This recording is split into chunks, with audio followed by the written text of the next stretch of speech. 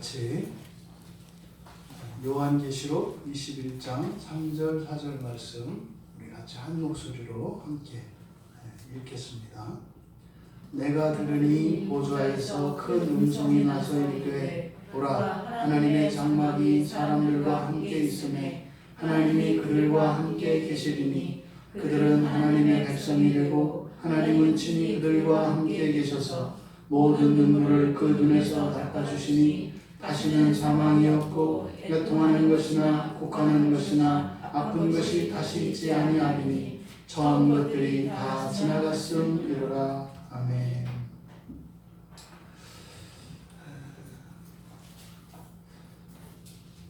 여러분들이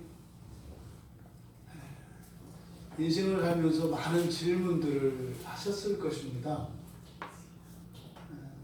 그래서 우리들이 꼭 반드시 해결해야 하는, 답을 내려야 하는 질문이 있습니다. 가장 기본적이고도 가장 중요한 질문, 여러 가지가 있을 수 있겠습니다만 저는 그래서 이제 세 가지로 이렇게 이제 물어봅니다. 나는 누구인가? 라고 하는 질문입니다. 나는 누구인가? 그리고 두 번째 질문은 나는 지금 여기에 왜 있는가? 라고 하는 것입니다. 여기서 있다라고 하는 것은 존재의 이유를 물어보는 것이겠죠. 짧게는 지금 이 시간 우리가 이 광야교회라고 하는 예배당에 이 시간에 내가 왜 여기에 앉아 있는가? 또 나는 지금 왜 살고 있는가? 인생의 목적이겠고 시간과 어떤 사건, 공간 속에서 존재의 이유에 대한 그런 물음이겠죠. 그리고 또 하나는 우리가 살아있는 한은 내가 무엇을 해야 하는가의 문제입니다. 이 세 가지의 질문에 대해서 답을 내리지 못하면 보통은 그냥 밀려가는 인생을 살게 됩니다.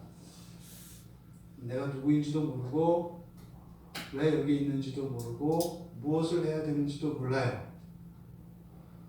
그렇게 하면서 이제 인생의 시간들을 보내게 됩니다. 학생들의 경우에는 초등학교를 졸업했지만 내가 왜 초등학생이 되었고 그 초등학교에서 왜 살았는지 모르고 또 뭘 해야 되는지 모르고 살아요. 근데 졸업은 하고 또 이제 중학교에 보내준단 말이죠. 그렇게 초등학생이 되고 중학생이 되고 고등학생이 되고 대학생이 되고 사회인이 되고 엄마가 되고 아빠가 됩니다. 그러다가 할아버지 할머니가 됐는데 여전히 내가 누구인지 내가 왜 이 시대에 이 나라에 이러한 환경 속에서 태어났는지 그리고 내가 무엇을 해야 되는지를 모른 채 살아와요. 신기할 정도로 대부분의 사람들이 이 답을 가지고 있지 않습니다. 그러니까 인생을 살다가 어느 날 문득 어떤 허무나 이런 것들이 확 들어오는 거예요. 갑자기 떠나버리고 싶은. 그리고 지금껏 내가 온 힘을 다해서 정말 목숨을 걸고 그렇게 뜻을 두고 했던 그 일들이 이게 뭔가 싶을 때가 온다고요. 여러분들은 부디 예수 안에서 이 세 가지 질문에 대하여 확실한 답을 갖고 계시기를 바랍니다. 그러면 그 이 세 가지 질문에 대한 답만 가지셔도 이 지구상에 존재했던 헤아릴 수 없는 많은 사람들 가운데 최소한 상위 한 10%, 조금 더 엄격히 말하면 5% 안에 그런 삶을 사시는 분이 되실 겁니다. 우리가 지나왔던 삶에 대해서 이해도 못하고 지금도 이해도 못하고 앞으로도 이해를 못하고 죽을 수도 없고 살 수도 없고 이렇게 끼인 존재로 살아가. 기가 막힌 현실인데 대부분 다 그렇다 이 말이죠. 근데 오늘 우리가 읽은 이 성경 지금 요한계시록 21장은 장차 완성되어질 그 나라, 그 세상, 새로운 세상이죠. 그리고 정말 우리가 영원히 살게 될 그 세상에 대해서 매우 중요한 정보를 주고 있는 본문입니다.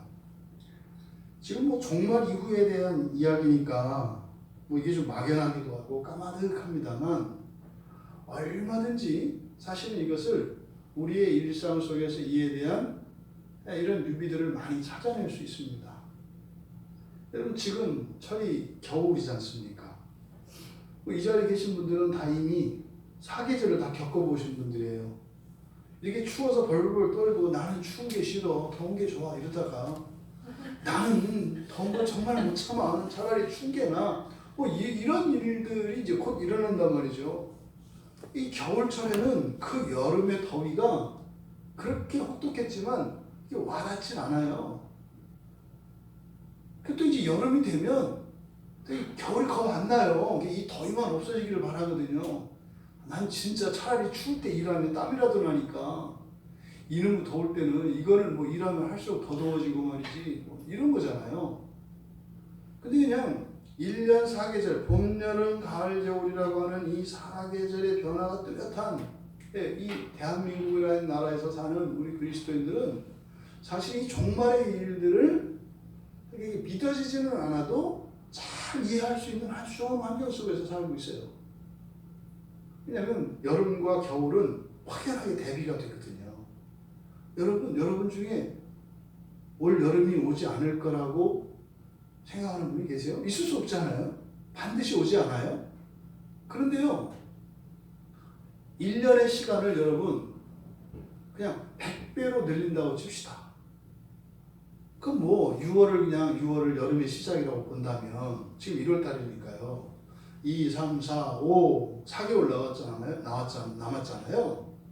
그러면 400개월 후에 여름이 온다고 했을 때 사실은 다가올 여름의 여름이 좀 막연하게 느껴지죠.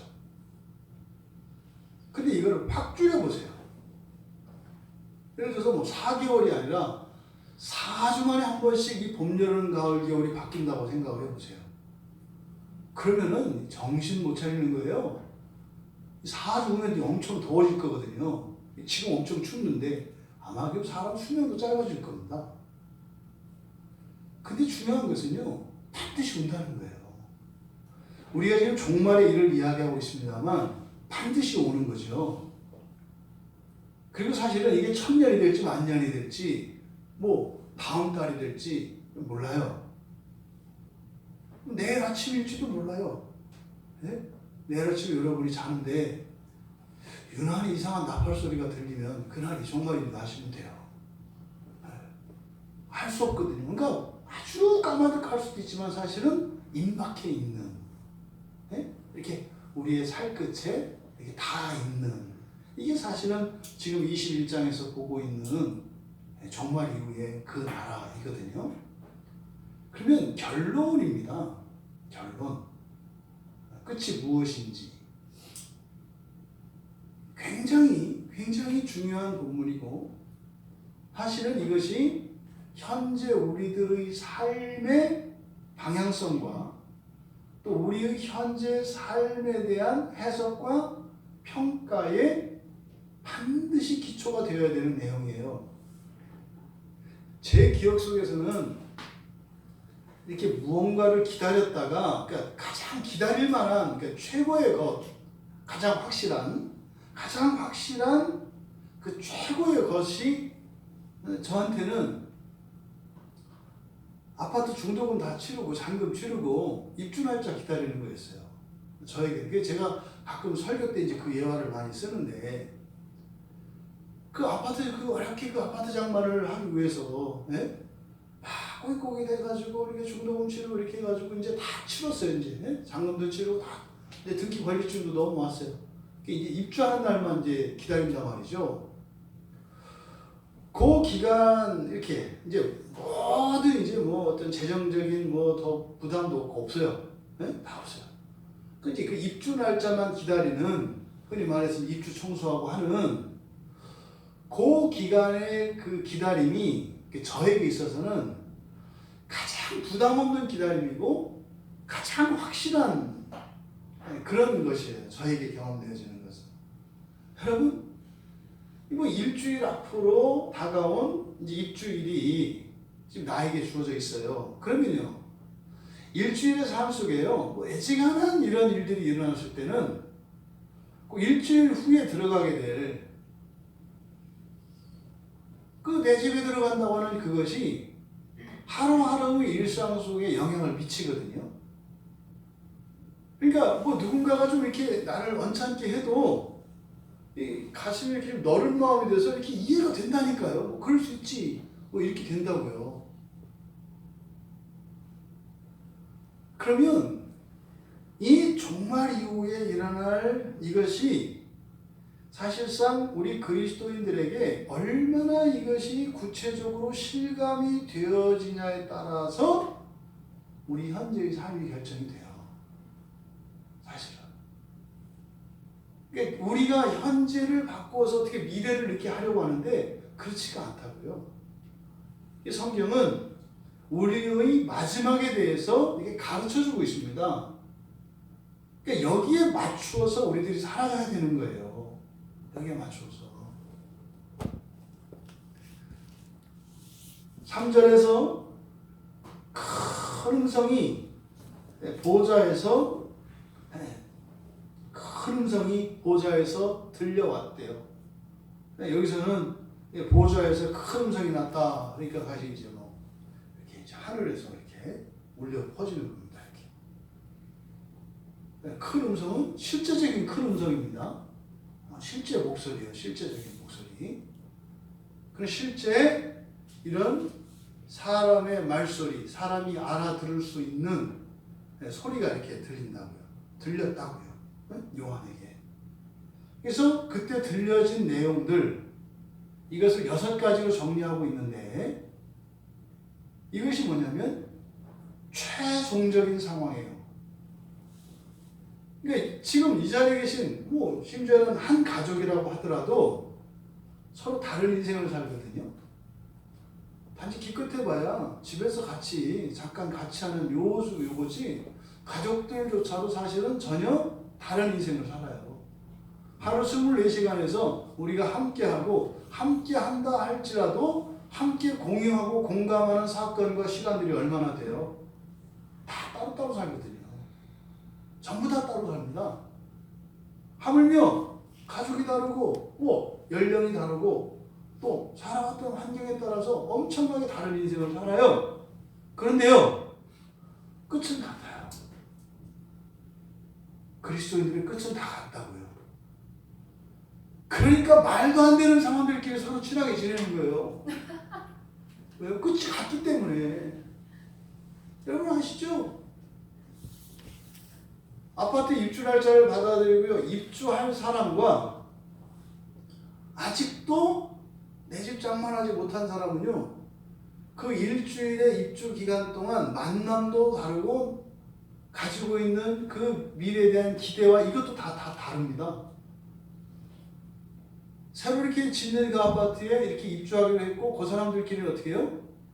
뭐 그쪽 뭐 어디 뭐 조경이 어쨌느니 뭐 어디 관리 경비가 어쨌느니 뭐 그 얘기를 한다고요. 그 얘기를. 근데 거기 들어가지 않는 사람은 전혀 그것과 상관없는 다른 이야기를 하죠. 그러니까 그리스도인들의 공통점이 뭐겠어요? 다 요 얘기 하는 사람들이에요. 이거는 이 땅에 있는, 아니 이 세상에 존재했던 모든 그리스도인들이 똑같이 했던 얘기들이에요. 그리고 똑같이 바라봤던 내용이에요. 이게 그 지독한 그 기독교의 박해시대, 그때의 진짜 사자밤이 되고 말이죠. 십자가에 못 박혀 죽고 말이죠. 태어날 때부터 그냥 공동묘지에서 태어나가지고 땅 속에서 그냥 살다가 죽어간 그 아이들 있지 않습니까? 그 아이들도 마음에 품고 있던 그 내용이에요. 요게. 글쎄요, 그런 불굴의 신앙을 버리지 않고 끝까지 가질 수 있었던, 그리고요 정말 인생을 포기하고 싶었던 순간에도 꼭 참고 견딜 수 있었던 그게 요 말씀이라고요. 이걸 붙들고 역사 속에서 그리스도인이라 불렸던 사람들은 말입니다. 환경과 시대, 이런 모든 역경과 시련을 이겨낼 수 있었어요. 부디 이 말씀이 실제적으로 여러분들에게, 그리고 임박한 미래로 여러분들에게 받아들여질 수 있기를 바랍니다. 또 그것이 내일 당장 일어나지 않는다고 해서 짜증내고 이렇게 퇴근하지 않는 또 여러분들 되시길 바라요. 임박했지만 만년이라도 기다릴 수 있는, 하지만 만년 후에 일어난다 할지라도 그것이 시간과 공간을 뛰어넘어 바로 내 앞에 임박한 미래로, 그렇게 현재적인 미래로 여러분들에게 받아들여줄 수 있기를 바랍니다. 첫 번째요, 큰 음성이 계시해 주시는 거예요. 하나님이 큰 음성이 들렸습니다. 첫 번째 뭡니까? 하나님의 장막이 사람들과 함께 있었다 이 말이에요. 하나님의 장막이 사람들과 함께 있었다. 여기서 하나님의 장막, 하나님의 집이에요. 이것을 구약으로 이렇게 돌아가면 예루살렘에 있는 성전입니다. 또 더 거슬러 올라가면 모세의 시대에, 여호수아의 시대에, 솔로몬이 성전을 건축하기 이전까지는 성막이라고 하는 장막, 텐트죠. 그 텐트를 가리키는 말이 바로 하나님의 장막입니다. 그런데 좀 더 그 하나님의 장막을 좀 더 구체적으로 세분하면, 이렇게 우리 교회를 보시면 이렇게 이제 세 칸으로 되어 있죠. 성막이 이렇게 되어 있습니다. 성막이. 그래서 여기 요 앞에 한 칸, 여기가 이제 지성소예요. 제가 하나님 자리에 있는 거예요. 첫 번째 칸을 여기 지성소라고 그래요. 네? 지극히 거룩한 장소, 지성소. 이 두 칸을 성소라고 해요. 그리고 저 앞에가 이제 뜰입니다. 근데 여기가, 그래서 목사님들이 여기 좋아해요. 하나님 자리라서. 여기 지성소라고 해요. 그러니까 성막에서도 성소를 가리켜요. 하나님의 장막이. 근데 그 안에서도 지성소를 가리켜요. 또 지성소에서도 그 지성소 안에는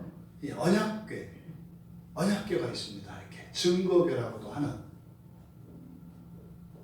그 자리가 하나님의 거룩한 처소예요. 근데 증거궤에서도 언약궤 위 뚜껑입니다. 이 뚜껑 위에 여기가 이 지구상에 존재하는 하나님의 절대적인 공간이에요. 요 언약궤 위에가. 여기 이제 또 천사 둘이 양쪽에서 날개를 딱 펴고 이렇게 해서 딱 바라보고 있어요. 이제 언약궤를. 여기가 이제 하나님의 영광이 임하는 곳이에요. 무슨 말이냐면 빛이 있다고요. 여기 전기불을 켰다는 게 아니라 빛이 있어요. 알 수 없는 빛이. 요즘에 그 허블 망원경으로 우주를 이렇게 찍은 걸 보면 우주의 공간, 우주에 보면 막 이런 빛들이 이제 막 이렇게 있거든요. 그러니까 이 언약궤 위에 그 하나님의 영광의 빛이 이렇게 있는 거예요. 이걸 보면 어떻게 돼요? 죽어요.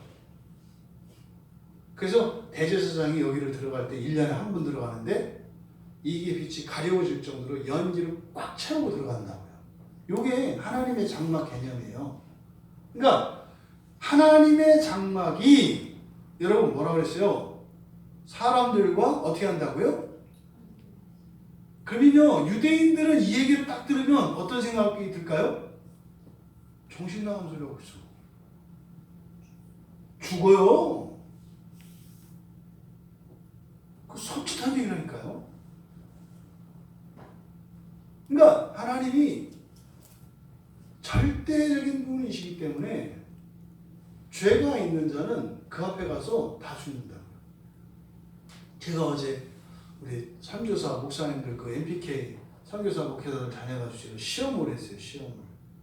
그 순진한 우리 중고등부 그 선교사 목사님들 자녀들 제가 시험했는데 순진해서 다 시험에 들었어요. 너무 기뻤어요. 그 시험에 드는 모습을 보고 아 참 순진하구나. 소망을 봤어요. 거기서 대바라지지 않아서 제가 그랬거든요. 저는 이렇게 교회에 어떤 분이 새로 오시면 성경 공부를 할 때 가장 중요한 첫 번째 목표가 있습니다. 그게 목표가 뭔지 알아맞혀 보세요. 이렇게 얘기를 했어요. 그때 다 목사님, 선교사님 아들 딸들이어서 나보다 더 목사처럼 대답을 하더라고요. 되게 재밌었어요. 그 중에 하나가 등록 이런 얘기하더라고요. 내가 물어보진 않았지만 아마 걔는 아버지가 개척한 지 얼마 안 됐거나 이 교회의 등록의 세계를 아는 거 보니까 등록카드 얘기를 하더라고요. 등록을 얘기를 하더라고요. 그래가지고 확실히 등록하기로 했고 이제 이렇게 했어요. 이게 사실 제가 이제 이렇게 신앙생활 하던 분들이 이제 교회 왔을 때 제가 이제 보통 이렇게 성경 공부를 본격적으로 시작을 하면 제 목표가 있어요.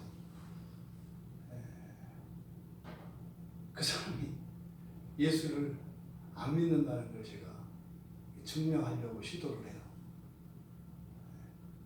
당신은 예수 믿지 않습니다라는 것을 증명하려고 제가 노력을 해요. 지금까지 예수 믿는다고 생각하셨지만 사실 당신은 안 믿었어요. 이거를 지배할 정도로 계속 그걸 이제 자기 신앙을 회의하게 만듭니다. 이제 대부분 회의를 해요. 그러니까 이제 믿음이 없는 게 아니죠, 사실은.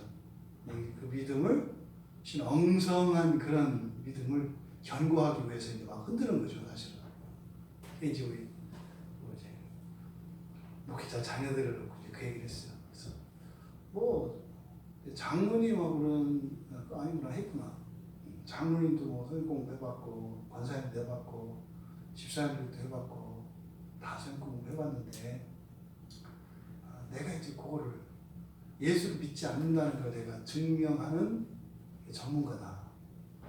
내가 한 98%는 스스로 자기 입으로 예수 안 믿는다고 내가 할 수 이렇게 만들 수 있다. 이제 얘기를 딱 해놓고 그러니까 여러분들 중에서 확실히 예수를 믿는 분, 내가 우선 샘플로 자기가 예수님을 믿지 않는다는 걸 내가 오늘 보여줄 테니까 자신 있게 예수 믿는다고 생각하는 사람, 목사님 그렇게 해도 나는 끝까지 예수 믿는다고 할 수 있는 사람 손 들어봐라. 아무도 못 들더라고요. 아무도. 그래서 미안하게 됐어요. 참 못됐다 속으로. 그런데 한 2분 3분 또 이제 이런저런 얘기를 막 했더니 계속 이제 물어봤어요. 그때 이제 용감한 남자 고등학생이 손을 딱 들더라고요. 이름이 이제 예찬이었어요. 예수님 찬양이겠죠. 예찬. 반갑다. 나도 찬재다.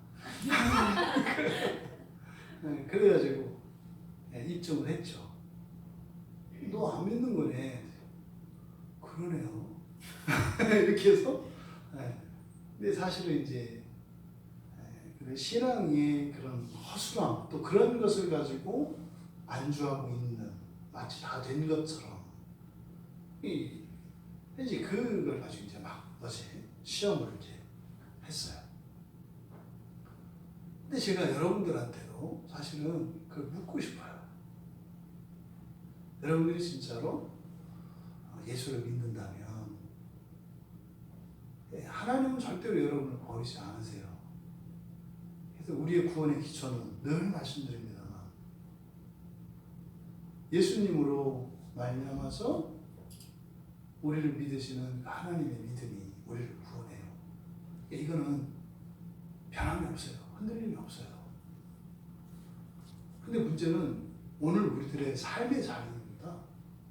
여러분들이 오늘 하루를 사시면서 과연 예수를 믿는 그 믿음이 여러분의 오늘의 하루의 삶 속에 과연 어떠한 유익을 줬고 과연 그것이 여러분들에게 어떻게 여러분 인생에 그런 도움이 되었는지를 사실 제가 묻는 거죠.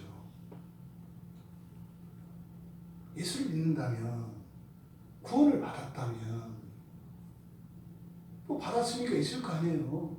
네? 구원이 뭔지 몰라도 뭔지 여기 들고 있는 거 있을 거 아니에요. 하다못해 이렇게 뭐 영수증 조각이라도 뭐 하나 있을 거 아니에요. 뭐 구원이라고 글자를 썼든지 뭐라도 있을 거 아니에요.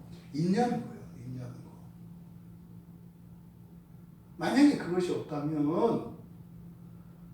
하나님이 여러분들을 구원하셨을지 몰라도 오늘을 사는 여러분들에게 예수가 의미가 없어요. 여러분들의 신앙이 아무 의미 없다니까요. 그럼 사실은요, 틈만 나면 이거 팔아서 엿 바꿔 먹을 생각밖에 안 해요. 내가 한 90% 깎아서 이렇게 줄 수 있는데 좀 누가 사는 사람 없나? 에? 집 한 채하고 좀 바꿔주는 애가 뭐 얹어서 뭐 우리 애들 것까지 같이 얹어서 이렇게 구원 팔 수 있는데 이런 마음 갖고 있다니까요, 사람들이. 아이 또 뭐. 여러분들이 정말 고민해 보셔야 돼요. 근데 말입니다. 지금 첫 번째로 하나님의 장막이 사람들과 함께 있다라고 했을 때 예수를 믿고 구원받은 사람이 받는 느낌과 과거 유대인들이 받아들이는 느낌은 너무 달라요. 너무 달라요. 유대인들은요, 그런다니까요. 그러면 안 된다고요. 이거 하나님의 장막이 아니, 그러면 안 돼요. 그럼 그리스도인들은요, 진짜요? 이렇게 나오는 거죠. 진짜요? 근데 대부분의 그리스도는 그런가? 그렇다네.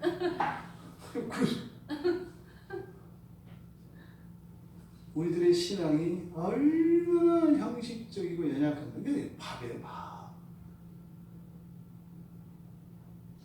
성경에서는 마귀가 우는 사자와 같이 이렇게 삼킬자를 찾는다는데 찾는 게 아니라 고르는 거예요. 누구부터 먹을까?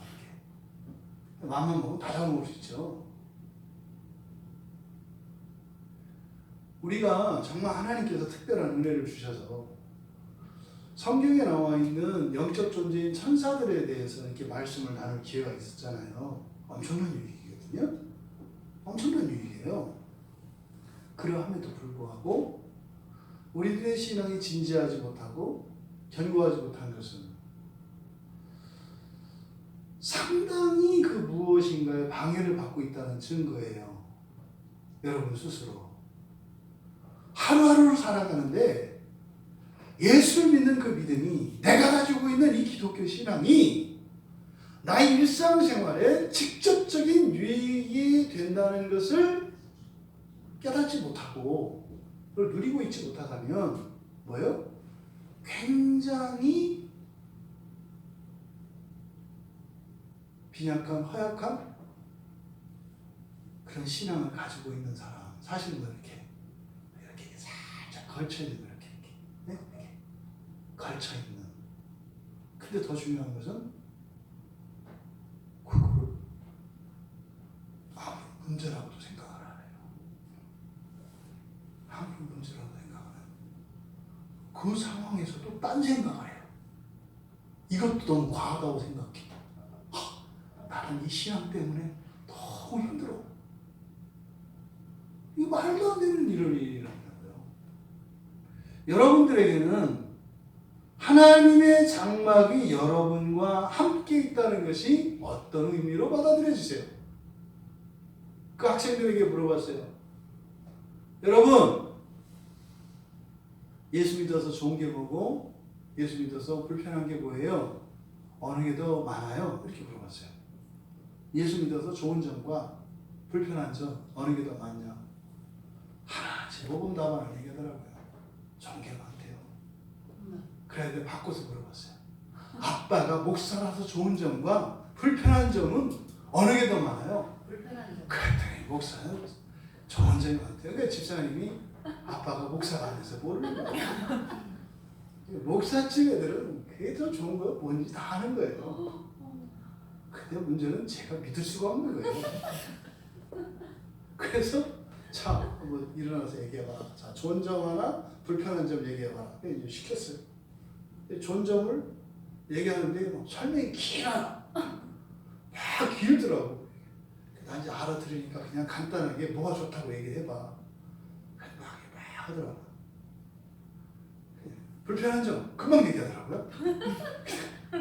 또 좋은 점 그랬더니 한참 생각을 하더라고요. 그래서 또 길어.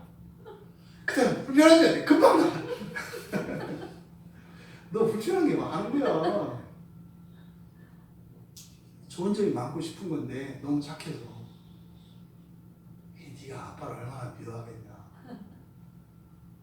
진짜로 불편한 게 많은데 말은 좋은 게 많다고 말을 하면서 네가 살고 있는데 너 할 수 없는 인생의 짐이 있을 거야.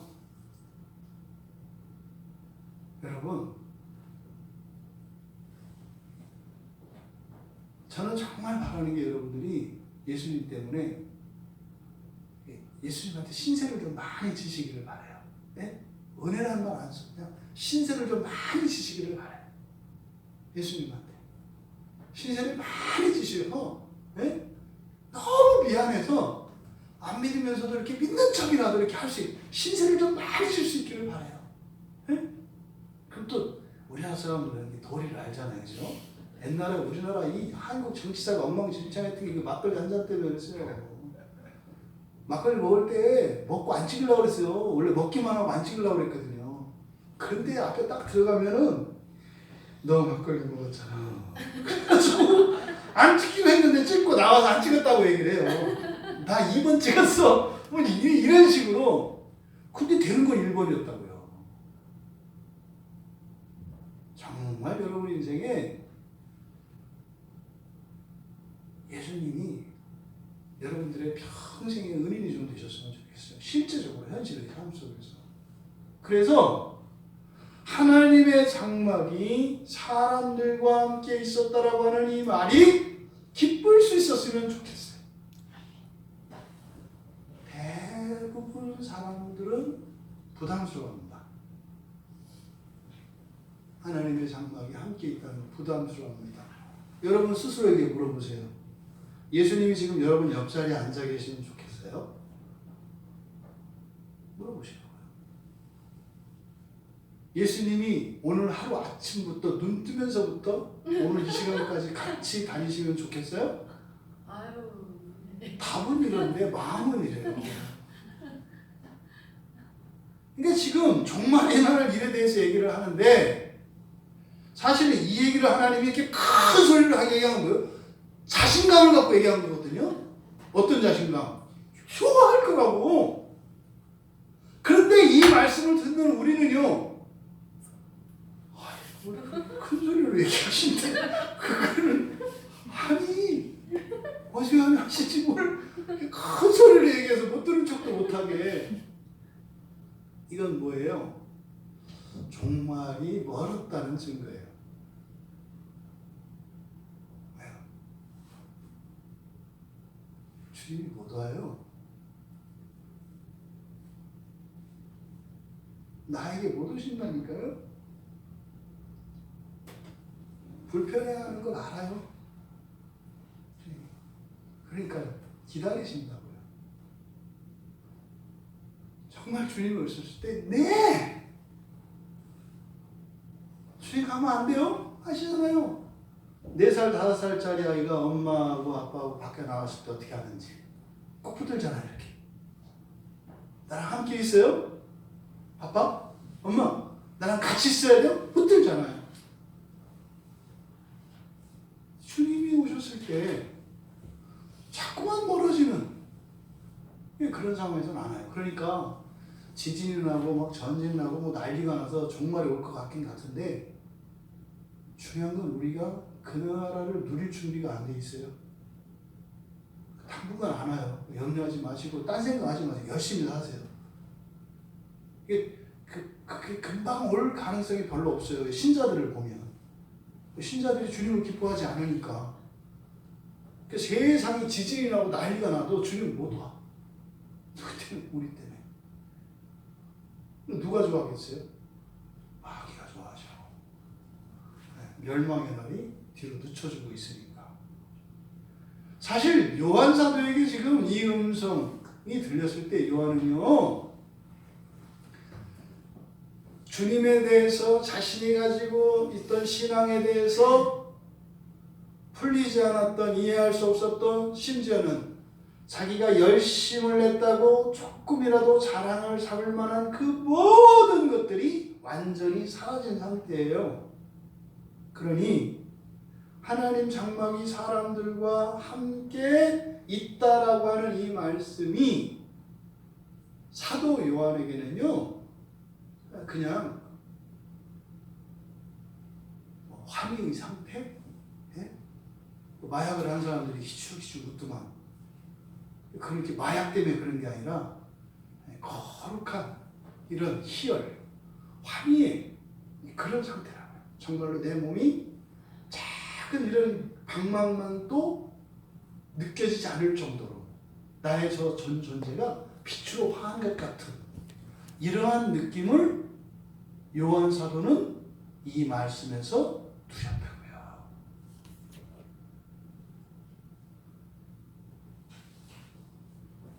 두 번째로, 하나님이 사람들과 함께 거주하실 것이다. 예수님이 여러분 집에 가셔서 방 하나 차지하셔도 되겠어요? 사시는 거예요. 하루가 아니라. 예수님이 여러분 집에 가셔서 이렇게 이렇게 여러분이 집 내주는 건 아니야. 세를 내고 들어간다고 치자고. 네? 엄청난 돈으로 이렇게 한 달 방 한 칸에 월세 한 1억씩 주시고 들어가서 사신다고 할 때 어떻게 했냐고요. 1억이 좀 구미가 땡기겠지. 근데 돈이 웬만큼 쌓이면 나중에 뭐 돈 쓸 시간도 없고 여력도 없어서 별 의미 없어지거든요. 그때부터는 이제 좀 나갔으면 하는 마음 생길 가능성이 많아요.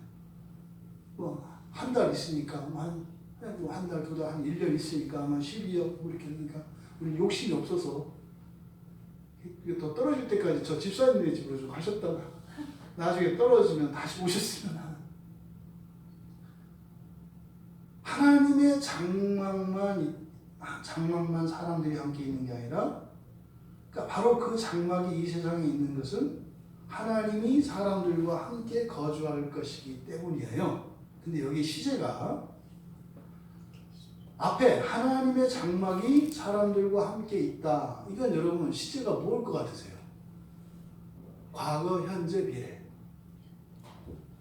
그냥 그렇죠. 당연히 과거겠죠. 왜요? 이미 역사 속에서 성막으로 존재했잖아요.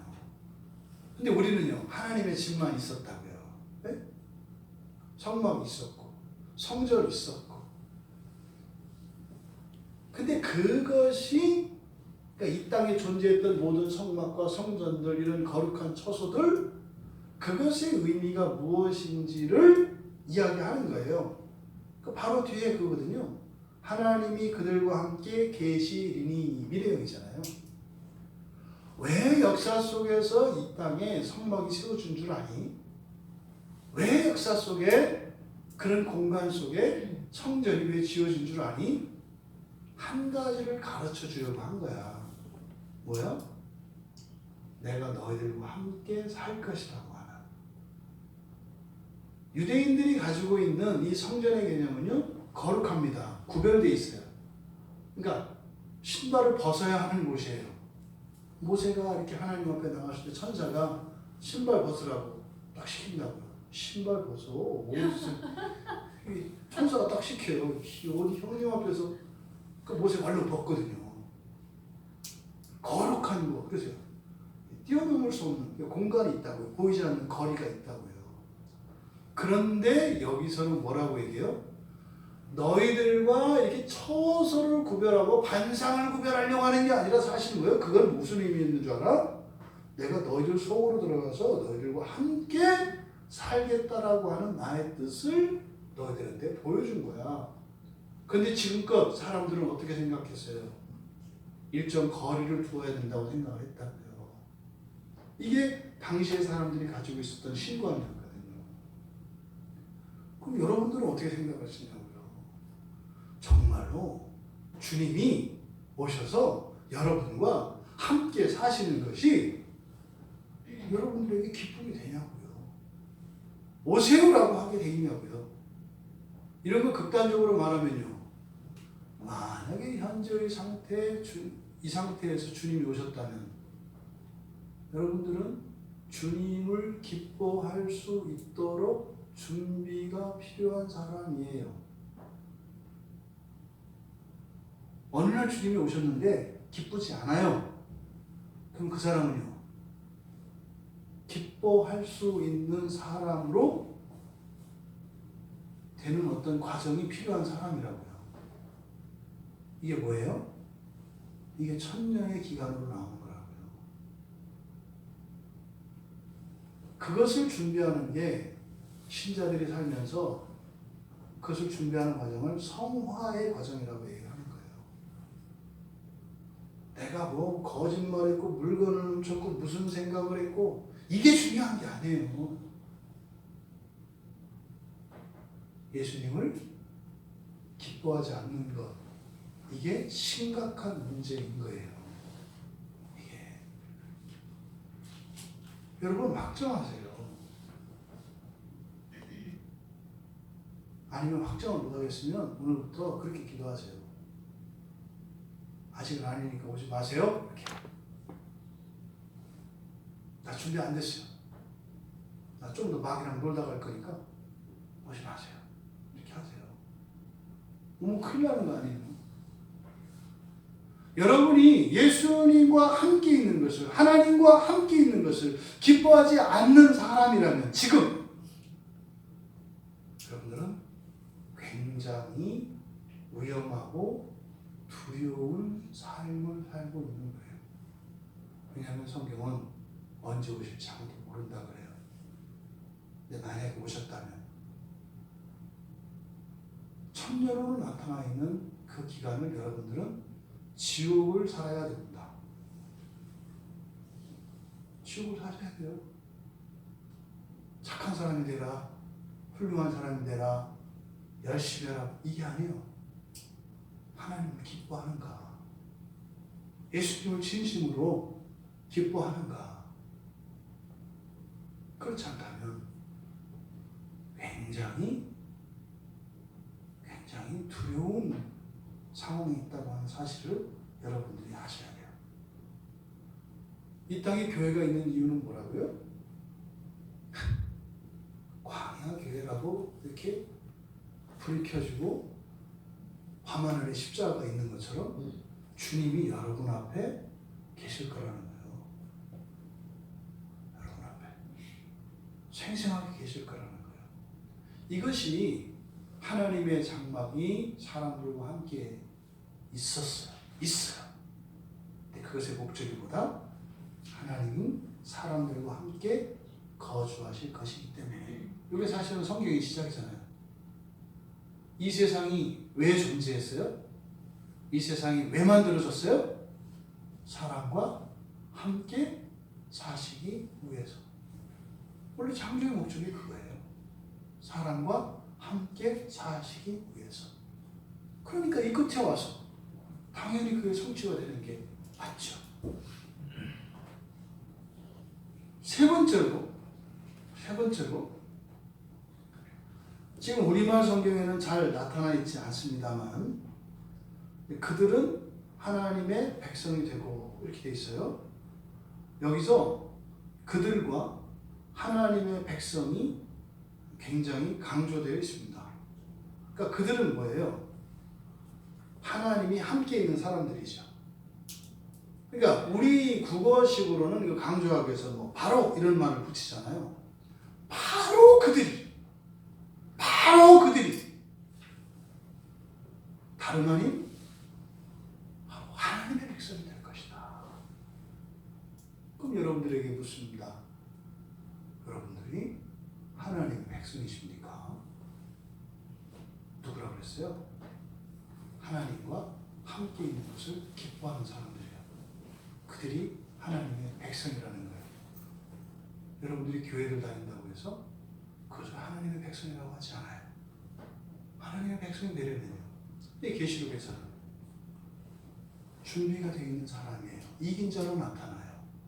깨끗한 세마포소, 예복을 입은 사람들이에요. 이것을 하나님의 백성, 그러니까 여기서 말하는 하나님의 백성과 구약에서 계속 반복되어서 나오는 하나님의 백성의 개념은 많이 달라요. 구약에 있는 하나님의 백성은 가능성입니다. 그물 아래 들어있는 물고기와 같아요. 여기서 말하는 그 백성은요, 진짜 백성이에요. 어떤 백성? 에덴 동산으로 돌아갔을 때 나무에 숨지 않고 하나님의 음성이 들릴 때 뛰쳐나갈 수 있는 사람들. 여기서 똑같이 큰 음성이 들렸잖아요. 요한은요, 뛰쳐나가는 거예요. 그렇게 뛰쳐나간 자들, 그들이 하나님의 백성이 될 것이며, 지금 안 되어 있다면 여러분들이 준비하셔야 돼요. 이것이 여러분의 인생의 가장 중요한 일이 되어야 합니다. 그리고 여러분들이 존재하는 이유가 바로 이것입니다. 그리고 여러분은 바로 그 하나님의 백성으로서 이 세상 가운데 태어나신 것입니다. 네 번째로, 하나님은 친히 그들과 함께 계셔서, 이게 좀 사실은 애매하게 번역이 되어 있어요. 직역하면 이렇게 돼요. 그들과 함께 계신 하나님이 그들의 하나님이 되실 것이다. 이렇게 있어요. 그들과 함께 계신 하나님. 여기서 그들과 함께 계신 하나님 누구겠어요? 거기 지금 함께 있는 그 하나님이 그들의 하나님이 되실 것이다. 이 하나님은 신이라고 했잖아요. 신.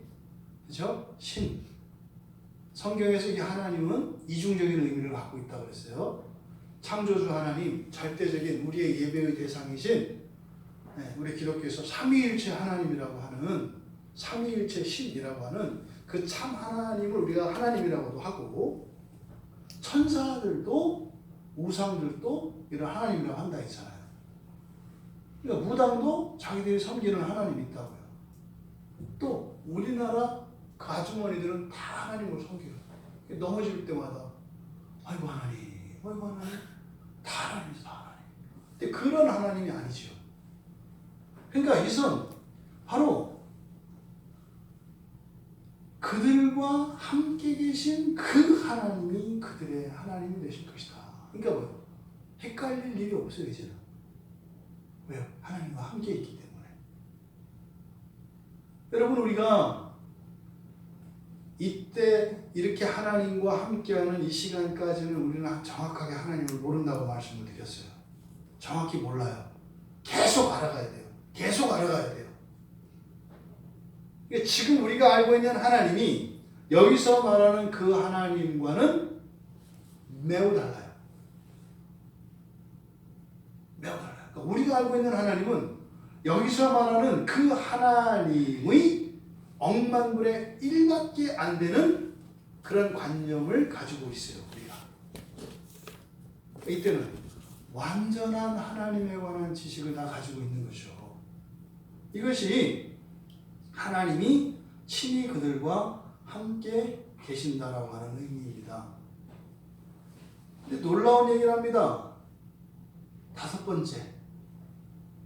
그러면 그냥 하나님하고 함께 산다는 게 뭔가 실제적인 효과에 대해서 이야기를 하는데, 그들의 모든 눈에서 눈물을 닦아주실 것. 여러분은 눈물을 눈에서 닦나요? 얼굴에서 닦나요? 흐르는 눈물을 닦는다는 게 아니에요. 울 때마다 눈물을 닦아준다는 얘기가 아니에요. 눈에서 눈물을 닦는다, 이 닦는다라고 하는 이 말이 없앤다는 뜻이거든요. 이렇게 물기만 닦아주는 걸 말하지 않아요. 없애는 거예요. 그러니까 우리 눈에는 눈물이 있다 없다, 이 이후로는. 그래서 안구 건조증이 걸린다는 게 아니라 슬픔으로 인해서 눈물을 흘리는 일 자체가 없어진다고요. 그때는요, 여러분 아시죠? 기쁠 때도 눈물 흘리시는 거. 근데 이때는 그런 게 없는 거예요. 기쁠 때는 어떻게 해요? 지금은 눈물로 이렇게 나타낼 수밖에 없는 그 기쁨이 그때는요, 아주 한박꽃처럼 활짝 웃는 웃음으로 그런 기쁨을 나타낼 수가 있어요. 이때 가야 웃음이 뭔지를 아는 거예요. 이때 가야. 지금도 너무 기뻐도 얼굴이 굳어버릴 수도 있어요. 그냥 확 해가지고 그냥 막 몸만 덩덩덩덩덩 이럴 수도 있거든요. 너무 좋아서. 근데 그때는요, 모든 기쁨을 한껏 웃음으로 표현할 수 있어. 여기서 지금 눈에서 눈물을 닦았다면 없애버린다는 거예요. 그러니까 눈물은 사실은요, 슬픔의 표현이죠. 우리들이. 이게 없어진다는 거예요. 그게 뭐예요? 하나님과 함께하는 효과입니다. 그리고 이제 6번째로 사라질 것들을 쭉 목록을 열거합니다. 그러니까 이것들을 사실 하나하나 이렇게 나눌 수도 있습니다만, 죽음과 애통과 곡과 아픈 것, 이렇게 4개로 따로 볼 수도 있습니다만, 근데 그냥 이것은 하나의 동사에다 묶여있기 때문에 없어질 것들이에요.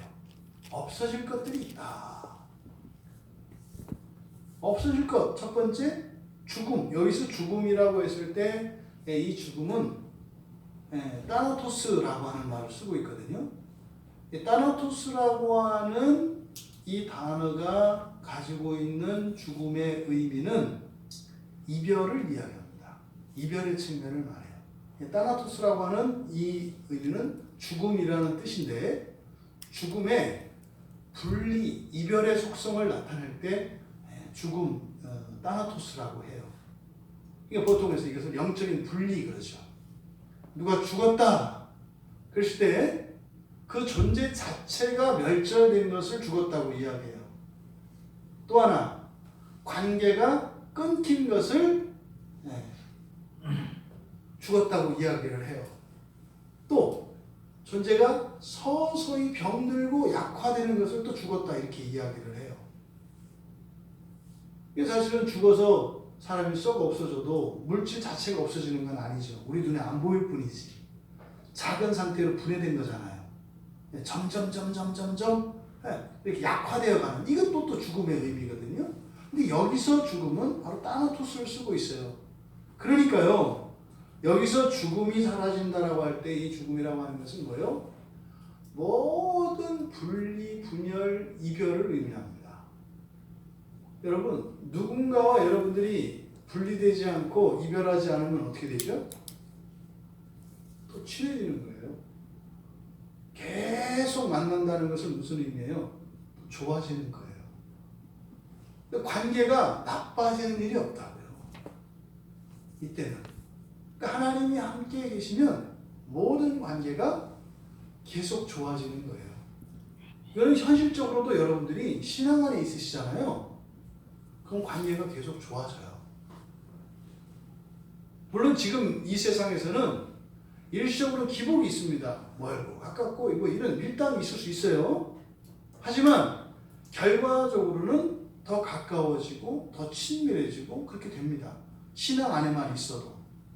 여러분들이 이게 예수를 떠나지 않고 예수 안에만 있으면 하나님과도 그렇게 더 친밀해지게 되고, 교회의 지체들과도 친밀하게 되고, 사람들과도 친밀하게 돼요. 그건 무슨 말이에요?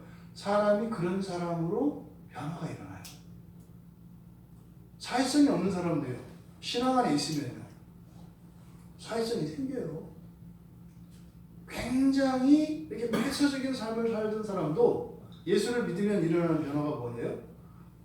자꾸 개방이 된다고요. 그런 거예요. 근데 여기서 이 따나토스가 사라진다라고 하는 것은 단순히 죽음 끝 뭐 이런 의미가 아니라 바로 관계적인 측면에서 인생을 살면서 우리가 관계 때문에 얼마나 어려움을 겪습니까? 관계의 모든 부정적인 이런 부작용들이 완전히 사라지고, 반대로 적극적인 측면에서 날마다 모든 관계가 더 좋아지는 것을 의미합니다. 그 다음에 사라질 것이 애통이라고 합니다. 애통. 이 애통이라고 하는 이 펜토스라고 하는 말인데 슬픔이에요. 이 애통은 슬픔. 근데 슬픔인데 뭐냐면 우리의 감정에 이렇게 실감이 되는 겁니다. 여러분들이 개인적으로 큰 슬픔을 겪어보신 적이 있겠죠. 다 다릅니다. 저는 제가 눈으로 이렇게 확인한 최초의 슬픔은 저희 아버님의 눈물이었어요. 저희 아버지는 살아생전에 절대로 이렇게 감정이 없는 분인 줄 알았어요. 아니다. 감정은 있으시다. 감정 하나만 있는 줄 알았어요. 화만 내시는 거죠. 화 안 낼 때와 화 내실 때 이렇게 두 가지만 있었어요. 슬픔이라는 거는 우리 아버님은 없는 줄 알았어요. 제 초등학교 5학년 때 할머니가 돌아가셨거든요. 토요일날 그때 4시간 마치고 딱 오는데 집에 딱 가는데 아버지의 눈물을 내가 처음 봤어요. 아버지의 약한 모습을 그때 처음 봤어요. 그러니까 이제 어린 자식을 딱 보면서 이제 아버지 마음이 비참하셨던 것 같아요. 그날 이렇게 딱 집에서 내려오셔가지고 제가 집을 향해서 가는데 딱 내려오셔서 저를 딱 보시더니 깜짝 놀라면서 딱 멈춰 서시더라고요. 찬재야, 할머니가 돌아가셨다? 하면서 그 슬픔을 이렇게 표현하셨어요. 처음 봤어요. 눈물이 딱 흐르는데 지금 생각해보니까 그래요. 아마 그 아버지의 슬픔이 저에게도 있을 거라고 생각하셨던 것 같아요. 저한테는 없었거든요. 저 놀랐거든요. 아버지가 나타나서. 근데 이제 지나고 나서 이제 철 들고 이렇게 보면서 제가 인생을 하면서 제 인생에 기억되는 최초의 슬픔을 제가 본 것은 아버지의 슬픔이었어요. 어머니를 떠나보낸 그 지극한 그 효자. 그렇게 가족들로부터 두려움의 대상이었지만 할머니에게는 막내 아들로서 눈에 넣어도 아프지 않은 아들이셨던 그 아버지의 눈에서 제가 처음으로 경험한 그 슬픔이었어요. 그 슬픔. 여러분들은 어떤 슬픔을 경험하셨습니까? 슬플 시간도 없죠. 슬플 시간도 없어요. 요새는 모든 감정이 그 감정으로 존중받지 않아요. 다 뭉뚱그려가지고 퓨전이 돼서 뭐로 나와요? 화로 나와요. 슬퍼도 화나고 걱정이 돼도 화나고 우울해도 화나고. 그러니까 화가 무슨 화인지 잘 몰라야 돼요. 기계도 아니고 말이죠. 지금 여기서 말하는 슬픔이 사라졌다라고 했을 때 참 우리들의 이 감정이 얼마나 이렇게 돌덩이처럼 굳어져 버렸는가 하는 것을 제가 느끼겠더라고요. 저 자신조차 그래요. 그래도 가끔은 영화를 보면서 눈물을 흘릴 수 있어서 참 감사해요. 여러분들 평생에 이 다음에 없어질 눈물이지만 사는 동안은 그렇게 좀 눈물도 흘리고 말이죠. 곳곳이 찡하기도 하고 말이죠. 그리고 다른 사람의 삶에서 그런 감정들이 이입될 수 있는 그런 사람들이 다 되셨으면 좋겠어요. 그래야 이 애통이 사라졌을 때 그것이 우리에게 어떤 의미로 다가와요. 애통 자체가 뭔지를 모르는 시대에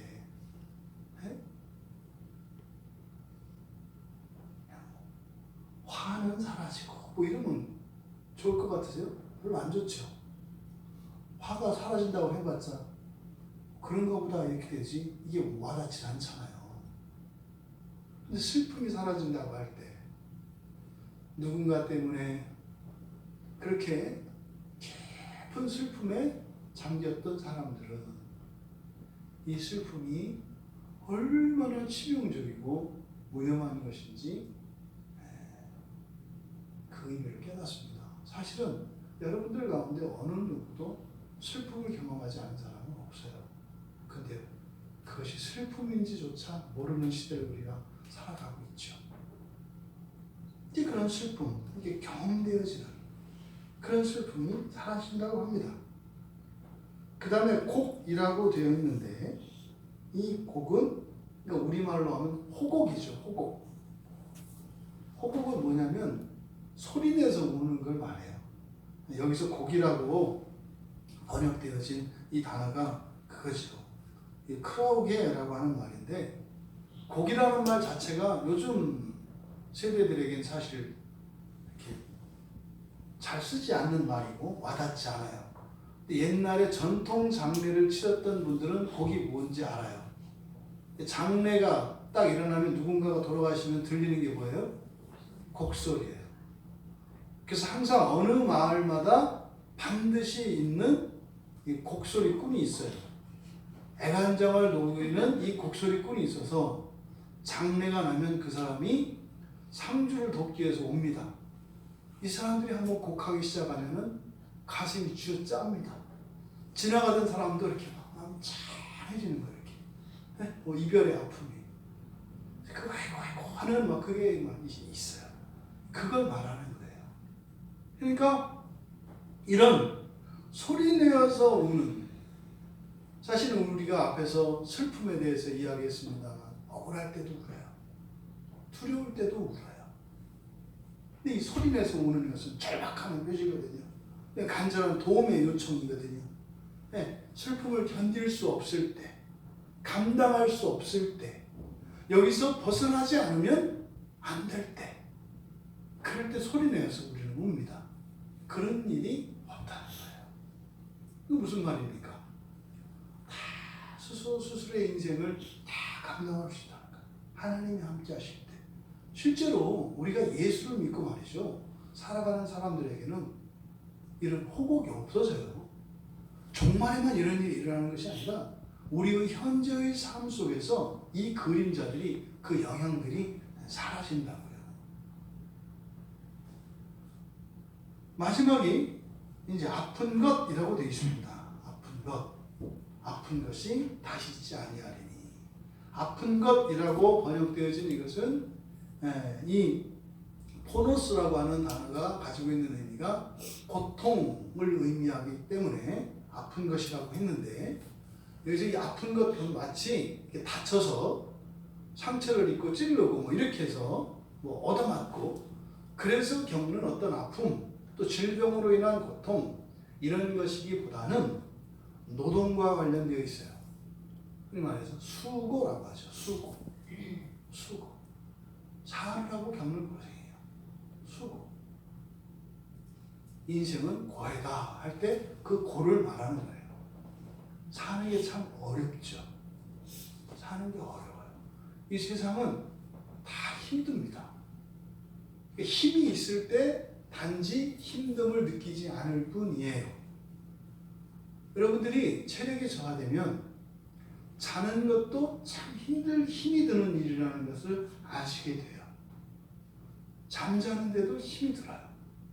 심지어는 음식을 먹는 일도 힘들다는 것을 알게 돼요. 근데 우리가 힘들지 않은 것은요, 그러니까 힘들지 않으려면 어떻게 되는 거예요? 힘이 있어야 되는 거예요. 환경이 바뀌어야 힘들지 않는 게 아니에요. 우리가 힘 있는 사람이 돼야 고통이 사라지는 거지, 환경이 바뀌어서 고통이 사라지는 것은 아니에요. 절대로 아닙니다. 그러니까 우리의 본성 자체가 이런 것들을 환경이 우리에게 주는 이런 고통을 대처하고 극복할 수 있는 능력과 힘들을 가질 때라야 이런 고통이 사라지는 것이지, 그러지 않은 상태에서는 절대로 그게 사라지는 게 아닙니다. 근데 이게 뭐예요? 사실은 아담에게 내려진, 사람에게 내려진 저주예요. 노는 것도 힘들잖아요. 제가 이 힘든 얘기를 하면은 예전에 알았던 그 어느 우리나라 굴지였던 재벌 회사에 그 형제와 같은 부서에 있는데 일본 출장을 가야 됐어요. 둘 중에 하나 가야 됐거든요. 근데 내가 아는 그 형제가 안 가고 다른 사람이 갔어요. 근데 현재도 죽었어요. 현재도 죽었어요. 과로사로. 일하다 죽었어요. 일하다가 그냥. 사무실 이렇게 한 사람인데. 그 다음 주에 와서 이제 그 이야기를 저한테 전해줘요. 목사님, 지난주에 원래 제가 일본 출장을 저하고 그 친구하고 둘 중에 한 사람이 가야 되는데 거기 일이 너무 고돼서 저도 힘들어가지고 사실은 고민하다가 둘이 이렇게 해서 그 친구가 갔어요. 근데 죽었어요. 근데 이 형제가 울어요. 저는 왜 죽었는지 알겠어요. 죽은 게 슬픈 게 아니라 죽을 만큼 힘든 그 상황을 안 돼요. 출장 가면 그걸 여러 번 느낀대요. 아, 이러다 죽겠구나, 이렇게. 그냥 뭐 이렇게 우리나라 이렇게 대기업이라는 데는요, 사람이 아주 피를 뽑는 데거든요. 해외 출장 가면은 어마무시하대요. 비행기에서부터 일을 하고 내리면서부터 그건 뭐 이제 막 서포트를 해야 되니까 잠도 못 자고, 그러면은 출장 갔을 때마다 이 형제도 그걸 느꼈대요. 아, 이러다 죽겠다. 그러니까 여러분들이 정말 참고 죽을 힘을 다해서가 그냥 말로 그냥 죽을 힘이 아니거든요. 그렇게 감지가 되거든요. 이러다 죽겠다. 이게 있어요. 이게 뭐예요? 이게 이 세상을 사는데 반드시 동반되는 그 고. 여기서 아픈 것이라는 것은 그것을 말하는 거예요. 왜요? 살아있는 것 자체가 고통이 됩니다. 그 스들도 알아요. 생은 고다 그러잖아요. 바로 그 고를 말하는 거예요. 사실은 이 아픈 것이 사라지는 게 뭔지 우리는 몰라요. 그럼 아픈 것이 사라진 세상이 뭔데? 그러면 정반대로 날마다 더 기쁘고 즐겁다는 거거든요. 그건 우리에게 상상되지 않아요. 밥 먹어도 기쁘고, 놀아도 기쁘고, 자도 기쁘고, 그냥 계속 기쁘다는 거예요. 이게 지금 하나님께서 요한에게 들려주신 마지막에 일어날 일들입니다. 이것은 한편으로는 사실은 우리의 현재의 삶이 어떠할지라도, 우리의 실존의 상태가 어떠할지라도, 심지어는 그 천년의 그 첫째 부활의 영광에 참여하지 못한다 할지라도 예수를 믿는 자들에게 약속되어진 영광의 삶이기 때문에 우리에게 소망이 돼요. 근데 요 구절, 이것이 실제로 이 땅을 살아가는 2000년의 기독교 역사 속에서 수많은 선교자들과 수많은 순결한 신자들이 신앙을 지킬 수 있었던 하나님의 약속의 말씀이었어요. 이 부분이요. 그리고 우리 현재의 삶 속에서 내가 예수를 믿고 기독교인으로 살아가는 이들만이 누릴 수 있는 예수를 믿지 않는 사람들과 구별되는 그러한 삶의 기쁨이자 의미이자 가치였어요. 종말론적으로 우리에게 소망이 될 뿐만 아니라 현재적으로 우리를 세상 사람들, 예수를 믿지 않는 사람들과 구별할 수 있는 정확한 근거가 되는 말씀이고, 이것은 실제적인 하나님의 약속입니다. 여러분들은 하나님을 사랑하세요. 여러분들은 이 세상의 그 무엇보다 예수님을 가장 사랑하세요. 이 세상의 그 누구와 함께 있는 것보다 주님과 함께 있는 것이 가장 기쁘고 가장 영광스러워하는 사람들이에요. 여러분들은 이 세상에 어떠한 슬픔이 다가와도 그것이 여러분을 삼킬 수 없는 사람들이에요. 또 여러분들에게 정말 가슴을 찢는 이런 아픔과 인생이 여러분에게 두고하는 그런 많은 어려움들이 여러분들을 짓누르고 때로는 괴롭게 할지라도 그것 때문에 절망하지 않을 수 있는 사람들이에요. 여러분이 여러분을 어떻게 생각하고 있든지 간에 성경은 그렇게 이야기하는 거예요. 그러면요, 나는 그렇지 않은데 그때 나는 내가 아니에요. 아니에요. 성경이 가르쳐주는 이 사람이 나의 참 모습이에요. 종말의 소망뿐만 아니라 현재의 삶 속에서 나의 나됨이 무엇인지, 내가 왜 있고 무엇을 어떻게 하며 살아야 하는 것인가 하는 것을 이 말씀을 통해서 여러분들이 도움을 받고, 또 여러분들이 속고 있는 여러분 자신들에 대한 오해, 그리고 잘못된, 여러분이 여러분을 가장 모를 수 있다는 사실.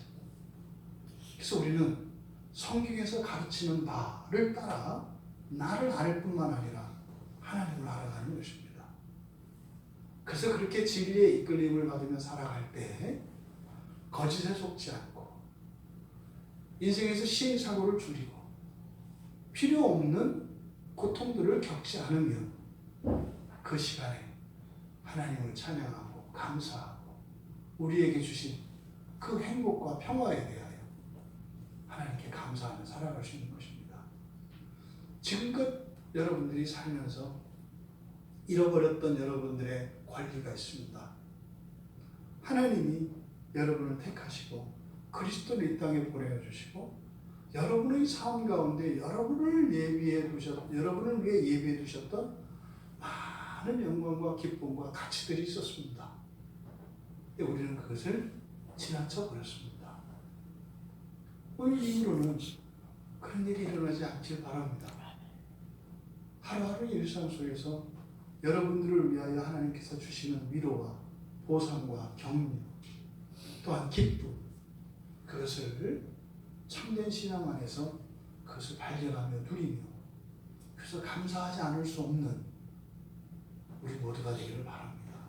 그리고 그것을 끝이 아니라 그 완전한 새하늘과 새 땅에서의 소망이 우리를 위하여 예비되어 있다고 하는 그 사실, 그것이 때로는 현재의 삶 속에 우리가 낙심하고 때로는 절망하고 포기하고 싶을지라도 이미 우리를 위하여 예비되어진, 확정되어진 그 소망을 바라보며 끝까지 승리하시는 우리 모두가 되기를 주님의 이름으로 축원합니다.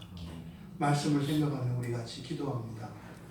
성경이 가르치는 나, 내가 살아왔고 내가 인식하고 있는 나, 그것을 여러분들이 선택하셔야 합니다. 너는 이런 사람이다. 하지만 그 성경이 가르치는 나와 현재 나에게 인식되어지고 있는 실존의 이 차이, 여러분들이 선택할 나름입니다. 만약에 여러분이 성경이 가르치는 나를 여러분으로 인정하고 받아들이고자 한다면 하나님께서 그 일을 이루어주실 것입니다.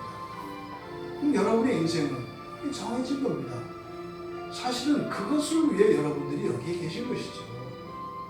하나님 예배에 오신 이 세상에 없는 하늘로부터 내려오는 그 복과 평화, 자유, 우리가 흔히 말하는 구원이라는 거 말입니다. 하나님, 나를 나로 살게 하옵소서. 내가 살아있는 이유, 살아가는 이유, 성경이 가르치는 바 참된 나로 살아가기 위하여 인생이 주어진 것을 믿습니다. 그 일을 위하여 우리의 일상이 있고 나의 가정과 하루하루의 삶이 있음을 믿습니다. 그렇게 은혜를 구할 때 장차 그 마지막 나라의 영광에서 그 영광이 현재 여러분의 삶 속으로 나타나게 될 것입니다.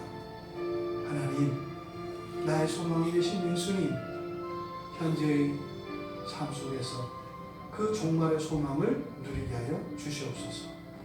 또 우리 서로를 위해서도 그렇게, 또 이 땅의 그리스도인들을 위해서도, 하나님 이 땅의 모든 교회, 모든 그리스도인들이 그 참된 소망, 참된 가치, 참된 구원 안에 살아가게 하옵소서.